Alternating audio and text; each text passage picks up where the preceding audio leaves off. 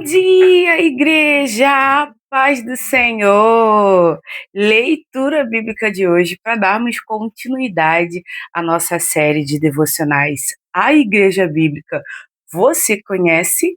Estamos no nosso quinto episódio, quinto e penúltimo. Amanhã a gente encerra. É muito bom saber da igreja, é muito bom conhecer a igreja e saber que temos um modelo e que temos um modelo a seguir, a praticar, a fazer. E hoje nós vamos saber qual é a missão e a unidade da igreja, porque toda congregação, toda igreja, ela tem uma missão. E não é a missão como numa empresa, missão, visão e valores apenas, né? Mas uma missão estipulada pelo rei, pelo dono da igreja, que é quem nada menos que ele, Cristo Jesus. E é isso. Uma breve ilustração. Uma equipe de resgate que briga entre si perde o foco de salvar as vítimas. A igreja precisa de união para cumprir a sua missão. Ou seja, quando vivemos em discussão, em briga, picuinha, disse-me-disse, e nunca chegamos a um denominador comum do que o senso de que as nossas brigas são inúteis e que tem sim uma missão maior a ser cumprida em prol do evangelho, entendemos muito mais essa missão ao qual Jesus nos deu. Nós temos a missão de ir por todo mundo e pregar o evangelho. E essa missão não foi dada somente para os apóstolos, também foi dada para todos os discípulos de Cristo Jesus. Hoje, século XXI, eu e você temos essa obrigação, não como obrigação, mas uma forma de agradecimento. O Senhor nos salvou, o Senhor nos resgatou, nos tirou do centro do nosso pecado, como foi dito ontem, né? Na questão do batismo. Jesus, ele nos retirou do nosso pecado e nos trouxe, nos resgatou para a vida. E uma vida, não uma vida simples, mas uma vida eterna, ao qual ele nos promete. Aqui nós já começamos a fazer parte do reino quando entregamos a nossa vida para Jesus. E o reino, ele habita dentro de nós, porque Cristo Jesus habita dentro de nós. E é isso. E tá tudo bem. Mateus, começar com os nossos textos bíblicos, Mateus 28, do 18 ao 20. Aqui nós vamos entender a grande comissão. Mateus aqui, ele enfatiza que a autoridade de Jesus é a base da missão. E fazer discípulos é mais do que converter, é ensinar a viver em Cristo. Ou seja, temos a missão de ensinar outras pessoas a viver como Cristo, a ser como Cristo. Tem um louvor, eu vou falar louvor novamente. Tem um louvor lá na nossa congregação que a gente canta que é assim, ó: ser como Cristo, ser como Cristo. Tudo que eu peço é ser como Ele, do meu caminho, aqui a glória. Tudo que eu peço é ser como Ele, viver como Cristo, viver como Cristo, ser, viver, amar como Cristo. Devemos entender que a nossa missão agora, nós antes éramos mortos e passamos a vida. E quando passamos a vida, passamos junto a ter uma missão com essa vida, a termos um propósito. Se você, meu irmãozinho, minha irmãzinha, acha que a sua vida é vazia e que você não tem propósito na vida, vou te fazer um convite no dia de hoje. Vem para Cristo Jesus. Vem para Jesus e você vai conhecer o propósito da sua vida. Você vai ver que essa vida aí vazia, sem nada, sem ter um propósito, sem ter uma direção, tudo isso aí vai passar. Porque em Cristo todos nós temos valor. Para Cristo Jesus todos nós temos valor. Não tem aquela musiquinha? Vem pra cá, você também. Vem! Eu vou cantar para você. Vem para Cristo, você também. Eu já faço isso, gente, há muitos anos. É uma musiquinha que eu que eu falo para todo mundo. Todas as vezes que eu converso com alguém sobre Jesus, que eu tenho a oportunidade de falar sobre Jesus, porque eu simplesmente não prego, eu falo de Jesus, porque eu vivo Jesus. A gente só fala porque o nosso coração tá cheio. Meu coração tá, ó, lotado. É Jesus, Jesus, Jesus, Jesus, Jesus, Jesus, Jesus para todo lado. Então você só fala daquilo que o seu coração tá cheio. Eu falo muito de Jesus. Deu pra perceber, né, gente? Só acho que deu pra perceber um pouquinho. Devocional de 40 minutos, 45 minutos. Meu Deus do céu! Mas é aquilo, gente. A gente precisa fazer estruturar e falar tudo que a gente tem pra falar. Então, meu coração tá muito cheio. Então, eu preciso falar, gente. E é isso. E tá tudo bem. A grande missão. Mateus 28, 18 ao 20. Então, Jesus aproximou-se deles e disse: Foi-me dada toda a autoridade no céu e na terra. Portanto, vão e façam discípulos de todas as nações, batizando-os em nome do Pai, do Filho e do Espírito Santo, ensinando-os a obedecer tudo que eu lhes ordenei, e eu estarei sempre com vocês até o fim dos tempos. Jesus está aqui. Jesus está aqui presente. Jesus está aí do seu lado. Receba-o como se fosse a joia mais preciosa da sua vida. Receba-o que a sua vida depende dele para tudo. Minha vida depende de Cristo para tudo. É isso. Jesus nos chama para fazer discípulos. Uma vida com propósito. Se você hoje, no dia de hoje, meu irmão, acha que a sua vida é vazia, sem sentimento, sem nada, que você não tem lugar neste mundo, é porque você está no lugar errado. Vem para Jesus Cristo. E você vai ver que você vai ter uma missão. Sua missão agora, a partir de quando você se converte para Cristo Jesus, meu irmão, minha irmã, é pregar o Evangelho, é trazer almas para Cristo, é falar do amor de Jesus. Não precisa ser com versículos, como diz lá em Mateus, capítulo 28, versículo 18 a 20, vão para todo mundo e batiza em nome do Pai, do Filho e do Espírito Santo. Não precisa.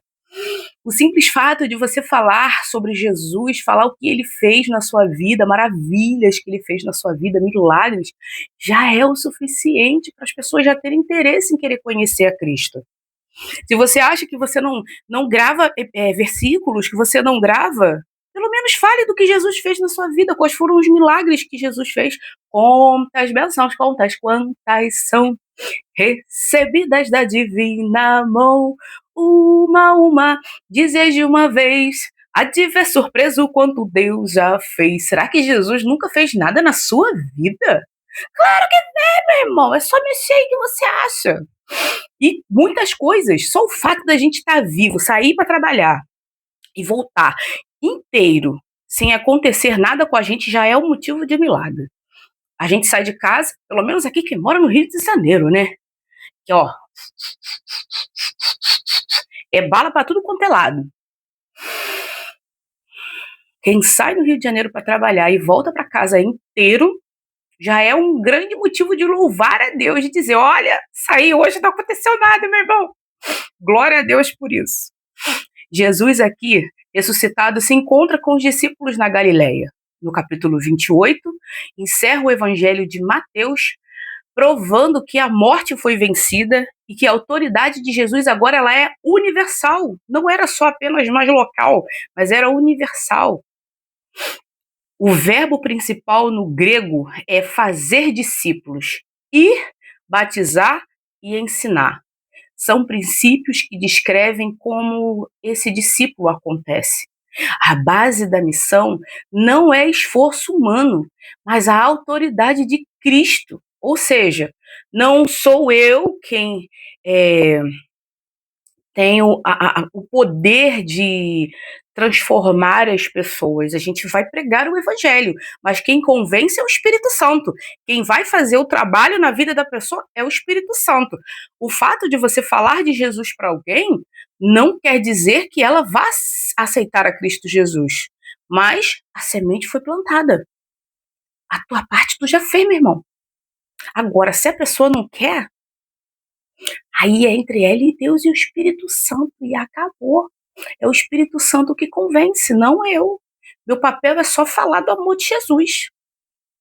Aqui, a missão não é opcional. Devemos fazer discípulos aonde estivermos. No trabalho, na escola, na faculdade, na família, em em supermercado, fila de banco, na pracinha, para os vizinhos e por aí vai. Integrando pessoas à comunidade, batizando e investindo tempo no ensino bíblico prático. O ensino bíblico é o ponto focal aqui. Jesus ele quer que fiquemos parecidos com ele, cada vez mais unidos, ligados à matriz, que é Cristo Jesus. E é isso. E está tudo perfeitamente bem.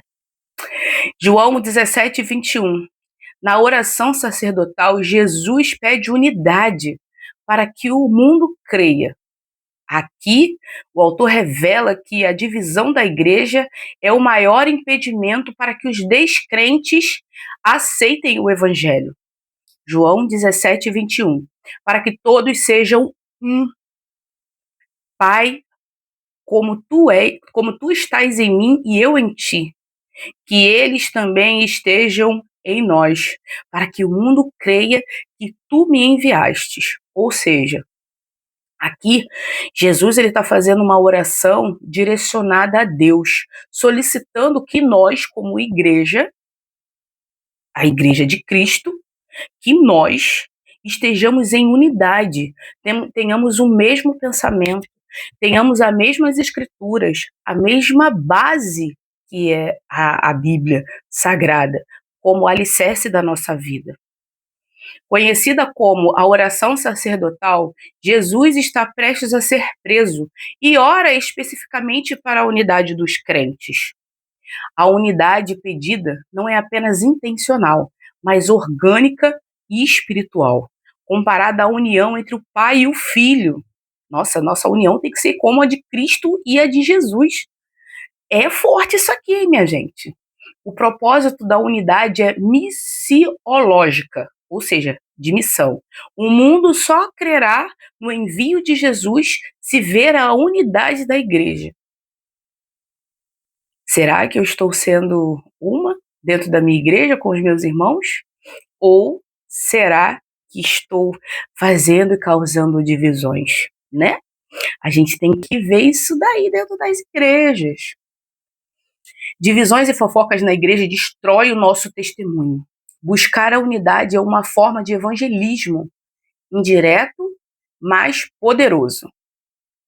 Gálatas 6, versículo 10. Paulo exorta a fazer o bem, especialmente aos da família da fé. O autor estabelece uma prioridade. O amor cristão deve ser demonstrado primeiro dentro da igreja para servir de exemplo. Portanto, enquanto temos oportunidade, façamos o bem a todos, mas principalmente aos da família da fé. Aqui, Paulo trata da responsabilidade mútua, de levar cargas uns dos outros e da lei da semeadura. Aquilo que eu planto, eu colho. Será que eu estou colhendo coisa boa ou será que eu estou colhendo coisa ruim? Vai depender do seu plantio, meu irmão. Presta atenção. Presta atenção. A família da fé tem prioridade.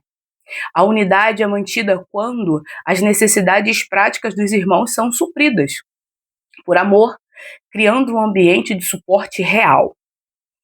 Antes de buscar causas externas, precisamos olhar para o irmão ao lado que está passando necessidade ou sofrendo. A caridade, a ajuda, o amor começa dentro da nossa própria casa. Não que a gente não olhe para os de fora, mas o amor principal, a primazia, é para os da casa. São para os crentes que estão do nosso lado, os irmãos que estão do nosso lado. Aí sim a gente pode olhar para o mundo e ajudar o mundo, mas a primazia, principalmente os da casa. Efésios 4, versículo 3. Aqui o autor ordena esforço para conservar a unidade. Indica que a unidade já existe pelo Espírito. O nosso trabalho é criá-la. mas não permitir que ela se quebre. Efésios 4, versículo 3. Façam todo esforço para conservar a unidade do Espírito pelo vínculo da paz. Paulo passa da doutrina do capítulo 1 ao 3 para a prática do capítulo 4 ao 6. Ele descreve como o corpo de Cristo deve funcionar de forma madura, ou seja, sem visar suas próprias necessidades, olhando como um todo, não individualmente. O texto diz conservar e não criar. A unidade já foi dada pelo Espírito na cruz. Nosso papel é zelar por ela. Isso exige esforço. Do grego spoudazo, pressa, diligência. A paz não é a ausência de conflitos, mas a presença de ferramentas bíblicas para resolvê-los. Exige humildade e paciência ativa. Marcos 15:16. Pregar a toda criatura. O autor destaca a universalidade do evangelho. Ninguém está fora do alcance da Igreja de Cristo. Marcos 16:15. E disse-lhes: vão pelo mundo todo e preguem o evangelho a todas as pessoas. E ele continua batizando-os em nome do Pai, do Filho e do Espírito Santo. Relata a ressurreição e as aparições de Jesus. O foco aqui é a urgência, a abrangência da proclamação. Enquanto Mateus foca no processo, fazer discípulos, Marcos foca no anúncio. O ID é um comando geográfico e demográfico. Não há limite para onde a mensagem deve chegar. Devemos romper essas bolhas. Evangelismo é comunicar as boas novas de forma compreensível para quem ainda não conhece a Cristo. Aqui, a unidade ela é um testemunho. Romanos 16, versículo 17. Paulo avisa para notar os que causam divisões. O autor quer proteger a igreja de doutrinas que não se alinham ao ensinamento dos apóstolos. Romanos 16, 17. Recomendo-lhes, irmãos, que tenham cuidado com aqueles que causam divisões e colocam obstáculos ao ensino que vocês receberam, afastando-se deles.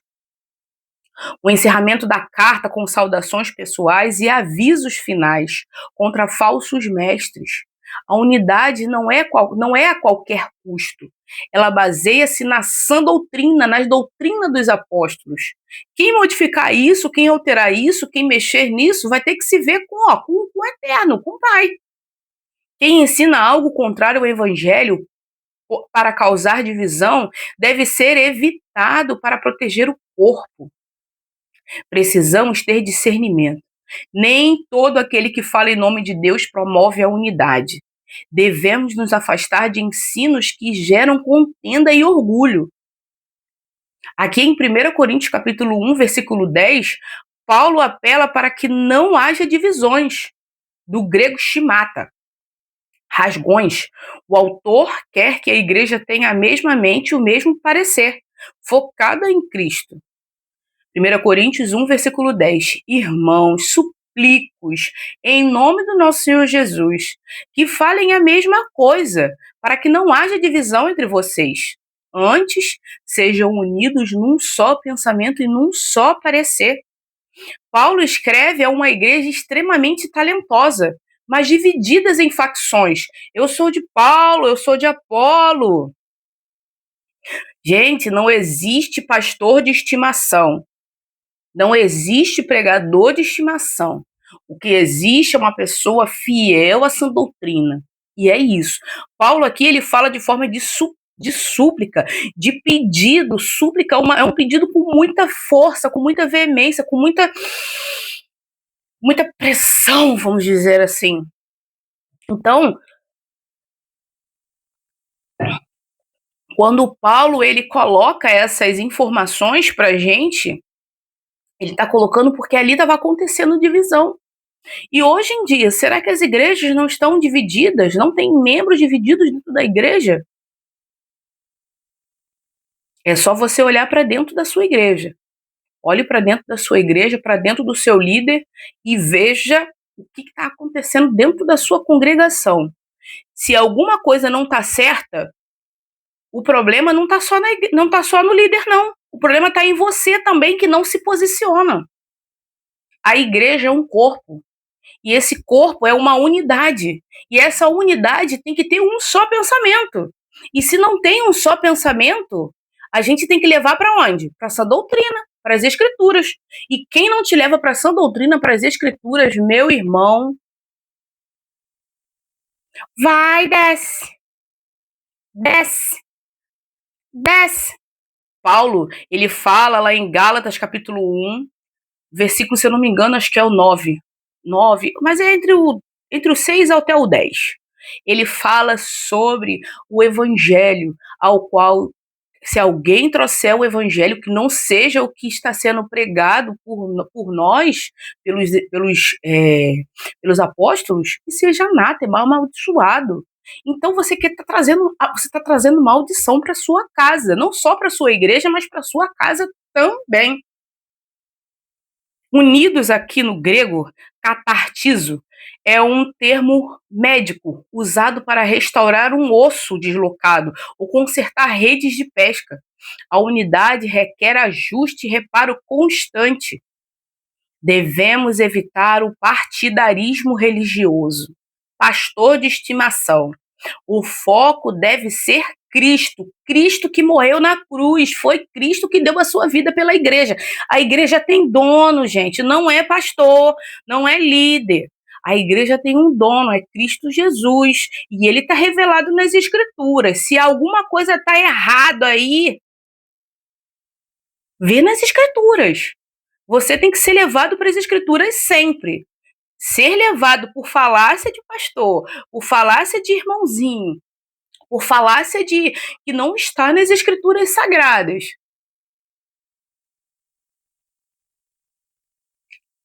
É só ladeira abaixo.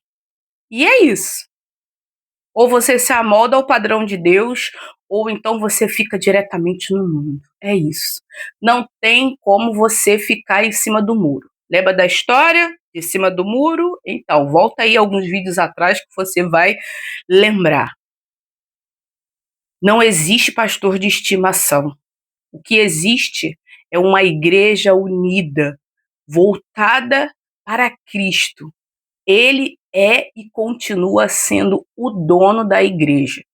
A igreja não é uma bagunça. A igreja tem um dono, tem um mestre. E eu é que devo me moldar ao padrão do mestre. Não o mestre se moldar ao meu padrão, aquilo que eu quero. Entende? Nossa vida é para ser levada a sério. A Cristo Jesus, principalmente. Se você quer ter uma vida com Cristo, aprenda dele primeiramente, aprenda das Sagradas Escrituras, faça das Sagradas Escrituras como se fosse um alimento que você necessita muito. Você necessita muito, mas muito mesmo. Que você devore as Escrituras Sagradas todos os dias. Todos os dias. Para que você chegue ao entendimento do que as Escrituras querem te dizer. Não aquilo que você escutou do irmãozinho. O irmãozinho sábio. Porque ele é sábio porque você não está fazendo o seu papel de sentar e aprender do Evangelho, de aprender de Jesus Cristo, de sentar para você mesma ter o conhecimento. Lá no primeiro século, os irmãos se reuniam e eles eram comum em tudo, no ensino, na condição financeira, em tudo, em tudo. Nada era diferente, tudo era igual, como foi falado ontem. Ensinando com cânticos, hinos. Será que na sua igreja hoje você pode dizer que você vive essa doutrina? Ou você está vivendo essa doutrina mascarada, guiada por falsos mestres? É só você olhar para dentro da sua casa que você vai ver a bagunça que ela tá. Cada um, quando a gente vai falar sobre a ceia, Paulo ele fala para cada um examinar a si mesmo. A mesma coisa funciona dentro da sua igreja. Cada um examine dentro da sua igreja. Veja a vida do seu líder. Veja a vida do seu pastor. Veja se de fato ele vive o evangelho, ele vive aquilo que ele prega. Essa semana, no domingo, meu esposo pediu orações por mim. Pediu orações pela minha saúde, né? E o irmão Giovanni, ele mandou mensagem pro meu marido ontem, perguntando como a gente estava. Um líder de verdade, ele se preocupa com seus liderados. Obrigada, Giovanni, por sua lembrança. Obrigada, Fabíola, por seu amor, de me ligar, me mandar mensagem para saber se eu estava bem, porque eu passei mal. O corpo, ele tem que se preocupar um com o outro. Fazer aquilo que Cristo Jesus nos ordenou. É isso. Reconheceremos uma igreja bíblica quando ela gasta mais energia pregando o evangelho e servindo ao próximo do que a conflitos internos. Somos unidos por um só espírito para levar uma única mensagem ao mundo inteiro. Neste estudo, aprendemos que a missão e a unidade são duas faces da mesma moeda na igreja. A origem da missão, a autoridade que é Cristo Jesus, a missão não nasce da nossa vontade, mas da autoridade de Jesus. Somos enviados para fazer discípulos e pregar a todas as pessoas. A natureza da unidade espiritual e prática, a unidade é um dom do Espírito que precisa ser preservado com esforço. Ela se manifesta no falar a mesma língua, foco em Cristo, e no cuidado mútuo, fazer bem aos irmãos. O propósito da unidade, testemunho, uma igreja dividida nega o evangelho. Uma igreja unida prova ao mundo que Jesus foi enviado por Deus.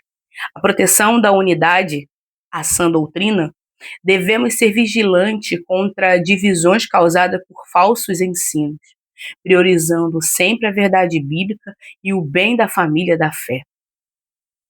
A missão sem unidade é barulho.